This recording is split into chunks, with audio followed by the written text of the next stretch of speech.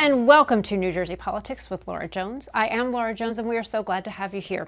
The New Jersey Policy Institute is a new nonpartisan think tank committed to addressing some of the state's most pressing issues, especially around education reform. With over a decade of experience on the New Jersey State Board of Education, Andy Mulvihill is here to discuss the effort to expand New Jersey's Interdistrict Public School Choice Program and to discuss recent legal developments concerning school segregation in the state. First, though, we are talking about plans to bear-proof garbage cans and why some members of the state legislature are pushing back against how the state is funding and now defunding school districts. We are joined by Assemblywoman Dawn Fantasia. Welcome to the show. Assemblywoman Fantasia, you live in New Jersey's Bear Country, and you have been a vocal opponent to legislation that is restricting bird feeders in residential areas, meaning you would need to put them up 10 feet above the ground. So can you talk a little bit about the intent of the legislation, why you're against it? Sure. The origination of the bill, a lot of people don't know this, but it started out as a bill that was proposed by anti-hunting advocates. And the real crux of the bill was to ban deer baiting. And the bird feeder component and the garbage component, they seem to be add-ons, especially the bird feeder was kind of catching shrapnel.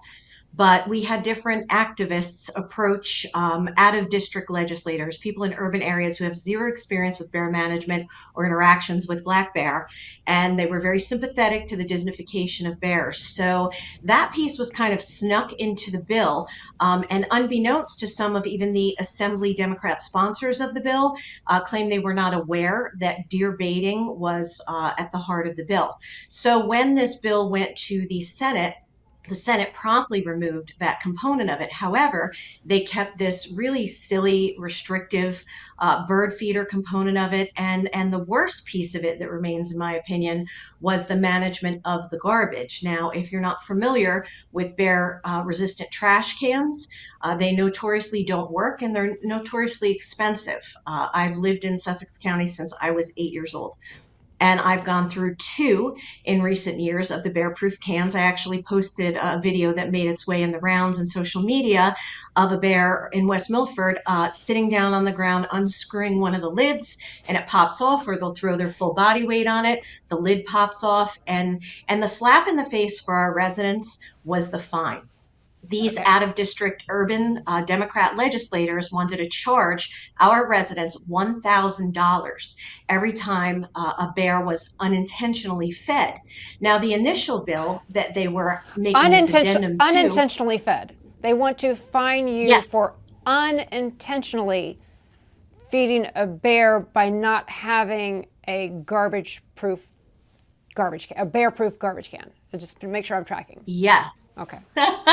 And to add insult to injury to that, those cans, the cheapest one that you can find is about $149, and the Cadillac version of that is about $550. So I don't know where they think the money was going to come. I don't think anyone in my district, District 24, anyone in Northwest New Jersey has a $549 tree in the backyard to be able to purchase these cans.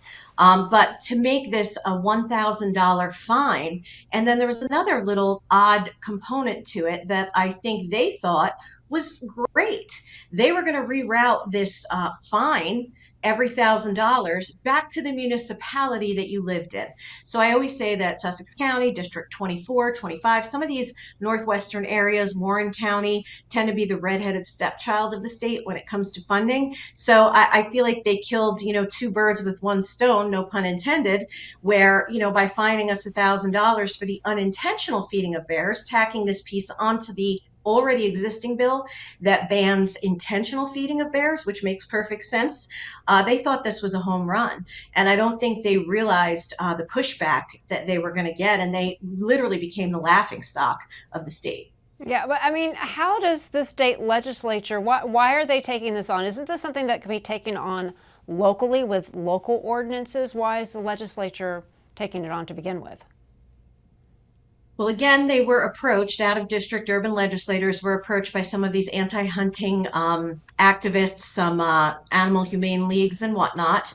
And again, they specifically sought out those who were not familiar with some of the players. I mean, we had some people come to testify who are no stranger in our county for tussles when it comes to hunting situations. One lady had been arrested 4 times in the county for obstructing hunting, releasing bears that were trapped by the DEP, Oh. and actually was sentenced to jail time on her 4th time. And she was one of the individuals who came and testified in front of me when I sat on that committee.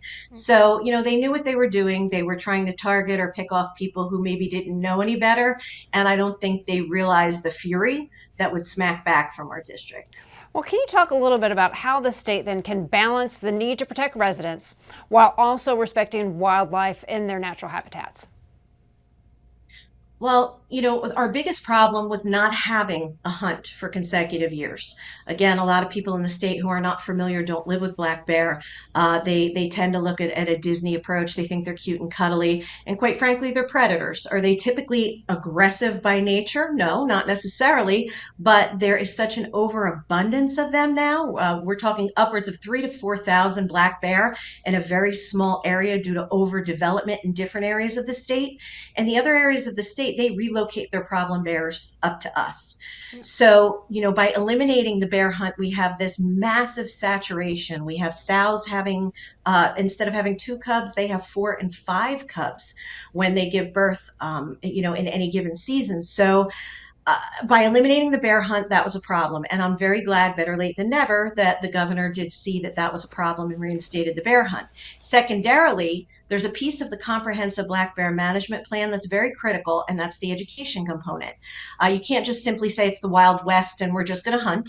And you can't simply say we're just going to educate people on how to manage their garbage. Those two pieces really are developed by the scientists. They're developed by Fish and Wildlife, Fish and Game Council, and they work in harmony to make it a controllable situation that keeps the bear population honestly healthy and viable, because they are natural to this area. And make no mistake, no one up in our neck of the woods is all a Twitter when we see a bear. We're used to it. What we don't like is when our problems, get worse and worse by relocating problem bears up to us, by not allowing us to effectively manage, by not educating the public, and then having urban legislators stick their nose in where it really doesn't belong. Yeah, and it is a lot about educating, because to some people, especially if they just moved to the county or are new to the area, it might go against, oh, how is hunting actually protecting? So there is a lot to educate. So I'm going to use that as a leeway to shift gears into the topic of education.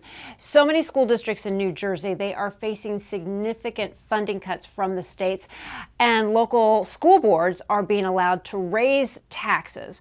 Right now, there's a state cap at 2%. That's all municipalities are supposed to be allowed to raise property taxes, because schools are paid for at the local level with some state funding. So how are you addressing these concerns of parents, families, and taxpayers when it comes to this funding gap in your district?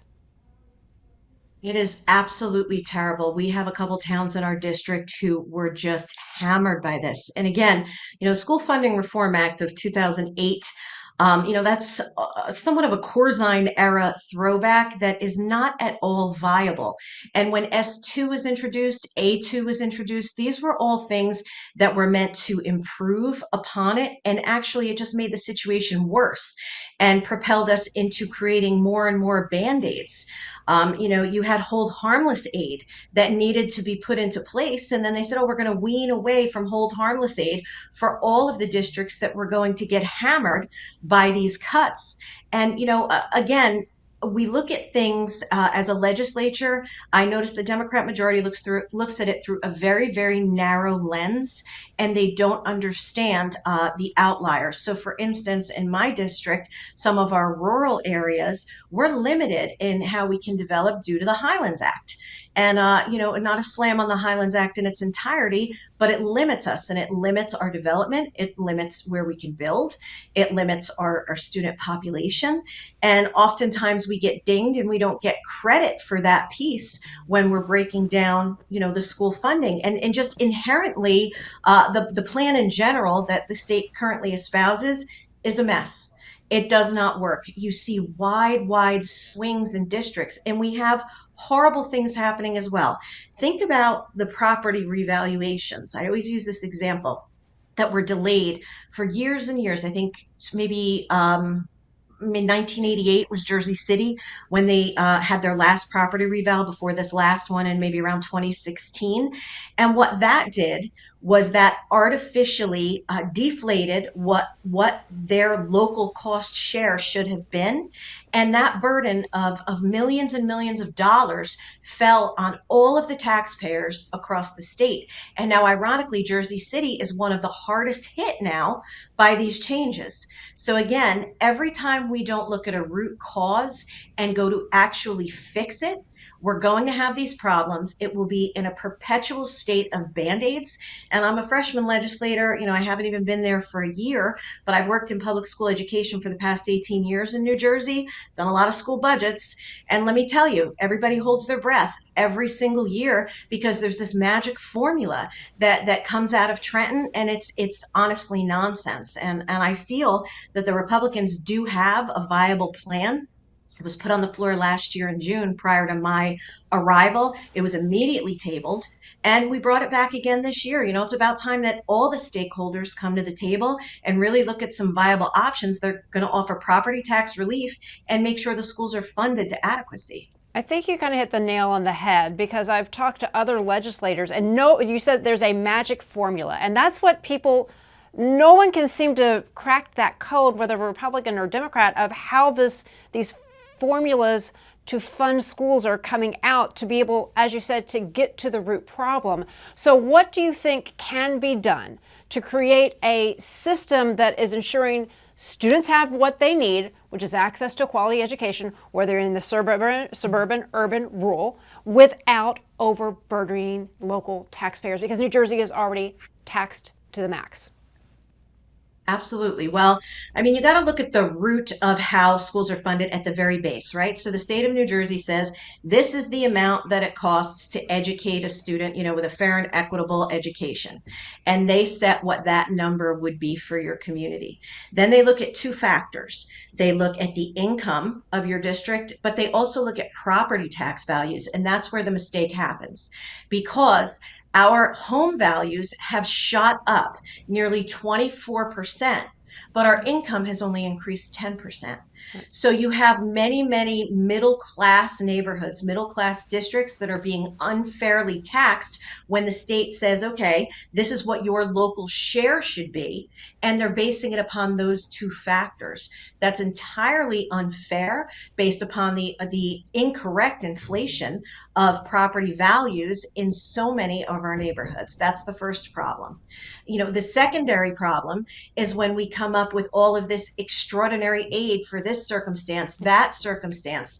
And I feel, again, we don't make allowances for this extraordinary aid. And that's where that magic fairy dust comes in. Also, the grant component, where it's entirely arbitrary and up to the legislature and governor if we decide to throw extra money at a district.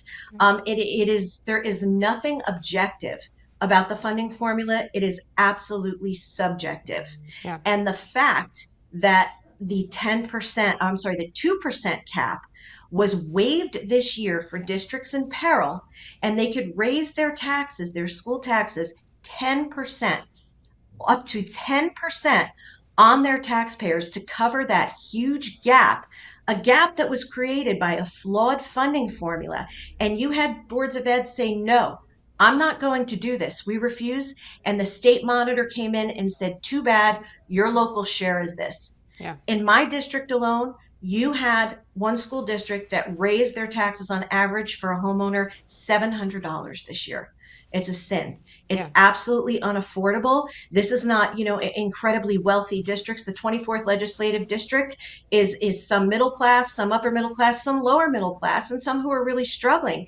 And just the unfair nature of this plan is unsustainable. Yeah, it's unsustainable, and that's why a lot of people are leaving the state to go to places that aren't as taxed. But we thank you so much, Assemblywoman Fantasia, for shedding light and your opinion and thoughts on these important issues. Thank you. Thank you.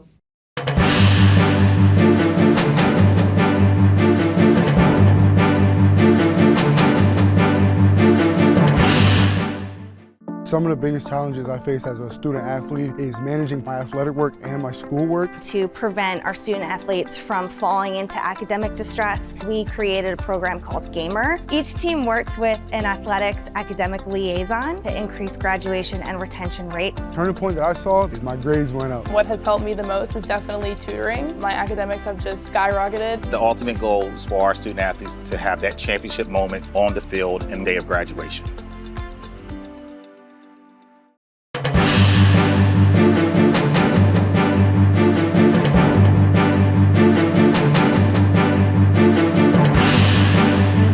Recently, I had a conversation with Andy Mulvihill to talk a little bit more about New Jersey's school choice program, or lack thereof.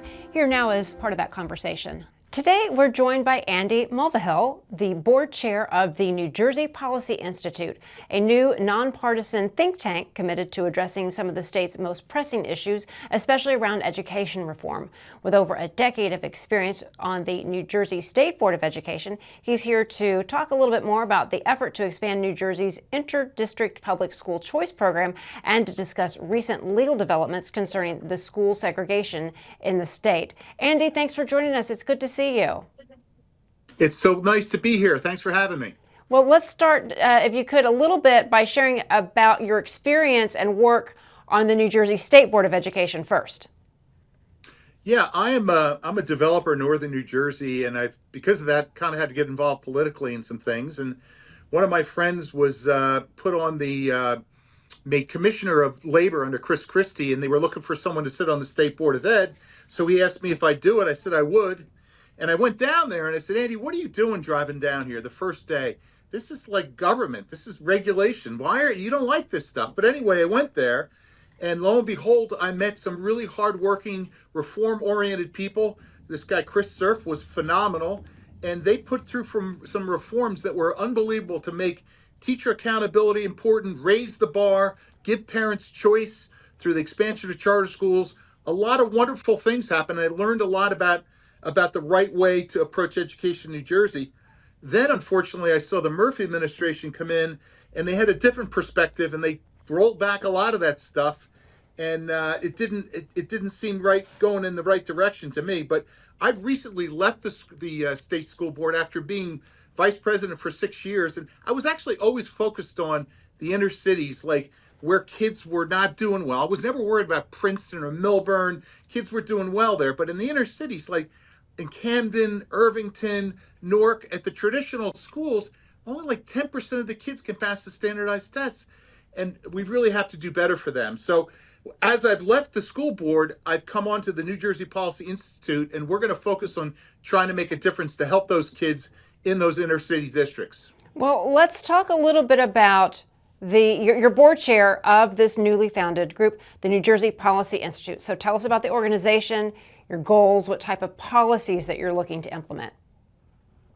So we're nonpartisan. We just want to bring common sense ideas to the problems that New Jersey has. Our focus is on education, the economy, and energy, but we're starting with education. And on the education front, we think choice is the thing that is the best solution to look into and to try to attack to start off. Yeah.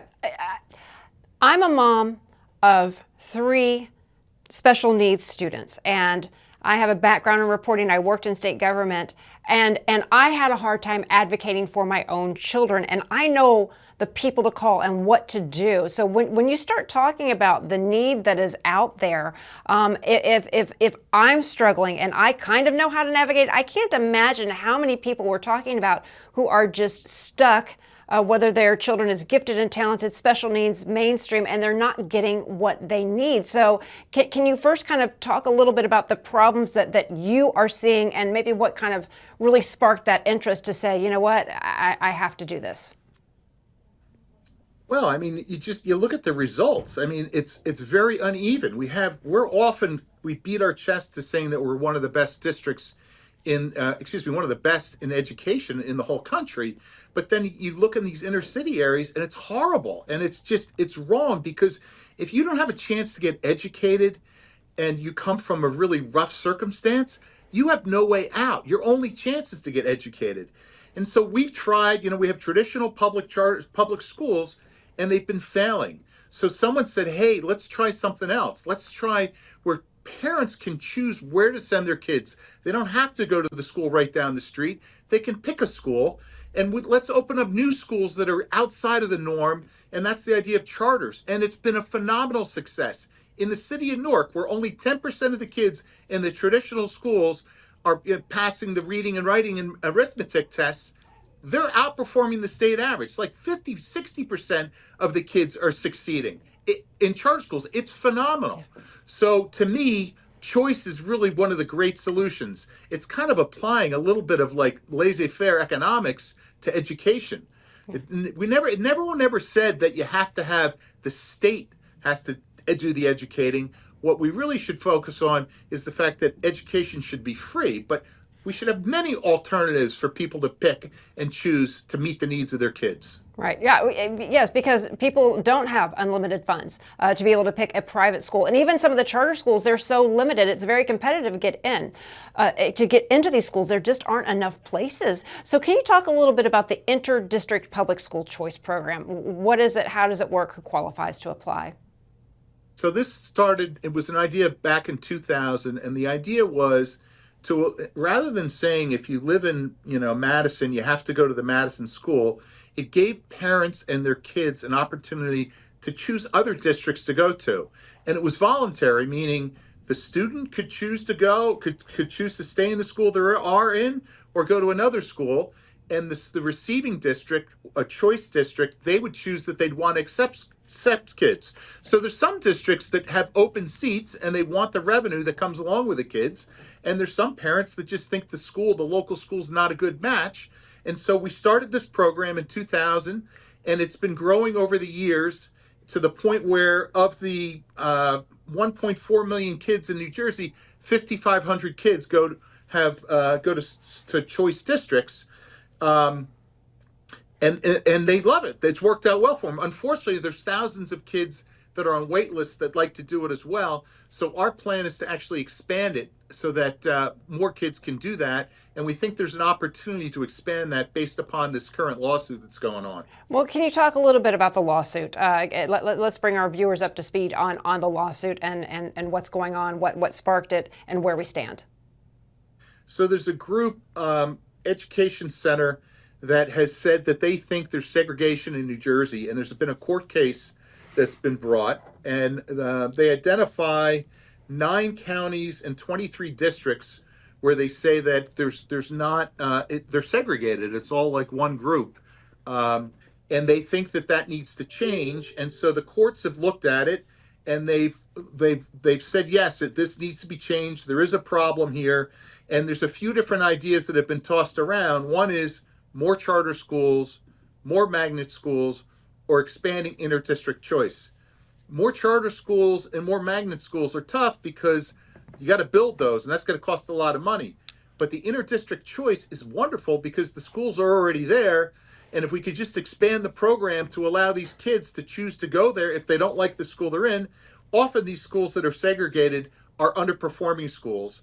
And if the parents and the kids are able to choose a school that's performing well, why not do it? And I'd love to see us do that, expand the interdistrict choice in the segregated areas and then expand it statewide. Because right now it's been capped because the state funds the students. As the students leave from one school and go to the next, the money doesn't follow them, but the state funds the kid coming into the new school. So 10 years ago, they capped the program, and it hasn't expanded, even though there's a lot of kids that want to see it expanded.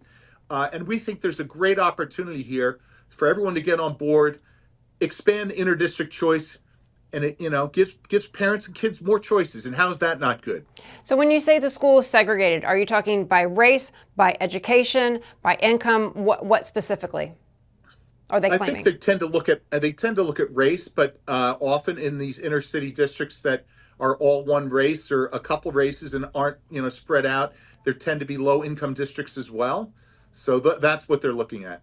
Yeah. All right. Final thoughts here. How does your organization plan to work with community leaders, educators, families to ensure that all students have this access to a quality of education regardless of where they live? Because again, I know in my community there are very, very few seats available at some of the choice schools, and I would have given anything to be able to have, that opportunity, or they weren't able to support, those might have special needs.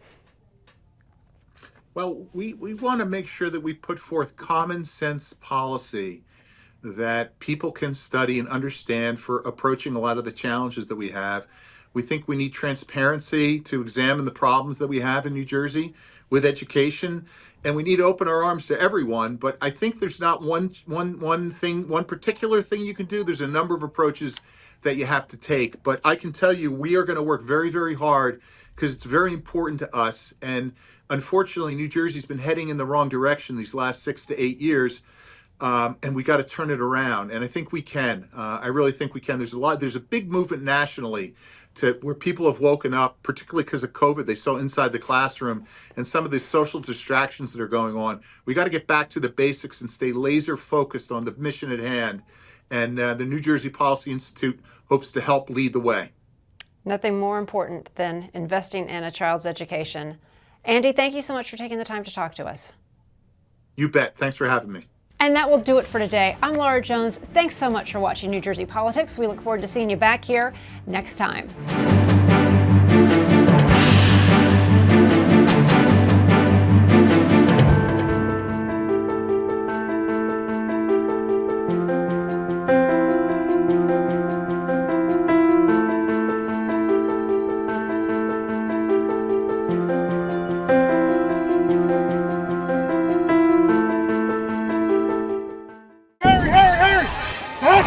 Nothing has ever been handed to me.